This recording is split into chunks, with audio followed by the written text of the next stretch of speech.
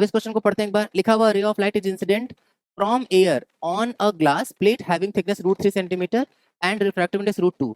The angle of incidence of a ray is equal to the critical angle for glass air interface. बहुत important बात है.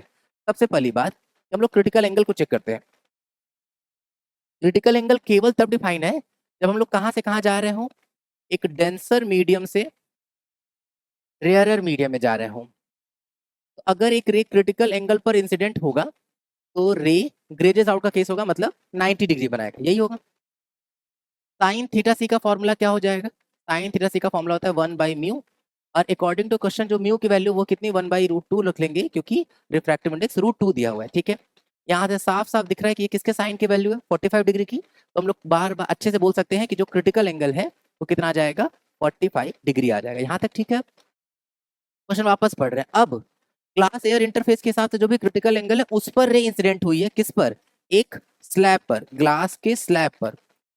तो रे को इंसिडेंट करा दे रहे हैं क्रिटिकल एंगल के बराबर 45 डिग्री. लेकिन अभी टीआईआर नहीं होगा या अभी ग्रेजेस आउट का केस नहीं होगा. क्यों? क्योंकि अभी हम लोग एक रेयरर मीडियम से डेंसर मीडियम में जा रहे हैं. तो टुवर्ड्स नॉर्मल रे बेंड करेगा, ऐसे रे जाना चाहिए था, ऐसे यहाँ से ऐसे बाहर निकलेगा जब, तो इन दोनों के बीच में जो ये परपेंडिकुलर डिस्टेंस होगा उसी को हम लोग लेटरल डिस्प्लेसमेंट बोलते हैं. ठीक है, इसको लेट से हम लोग एक्स मान ले रहे हैं. तो एक्स का फॉर्मूला क्या होता है? टी या डी, जो भी ब्रेथ का थिकनेस है, टी थिकनेस है, अगर डी थिकनेस है तो डी हो जाएगा. तो टी अपॉन में cos R sine I minus R. ठीक है, तो आई तो हम लोग को पता चल चुका है 45 डिग्री, लेकिन आर पता लगा लेते हैं. तो इस पॉइंट पर स्ट्रेस लगाते हैं एक बार. क्या लिखेंगे?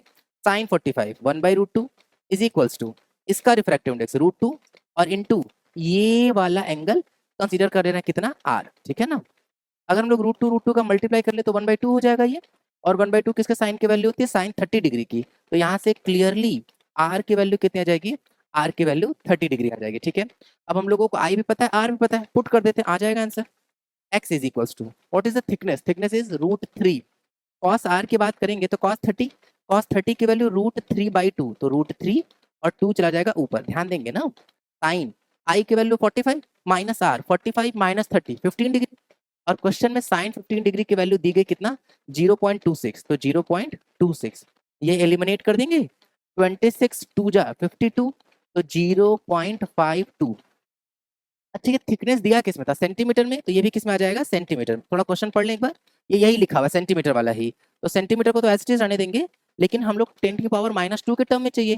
तो पॉइंट को शिफ्ट कर लेते हैं. क्या लिख लेंगे इसको? 52 इंटू 10⁻⁻2 सेंटीमीटर. तो ये जो इंटीजर बेस्ड क्वेश्चन था, तो इस खाली इस ब्लैंक स्पेस में हम लोग क्या लिख देंगे? 52 लिख देंगे. क्लियर ना? 52. ठीक है.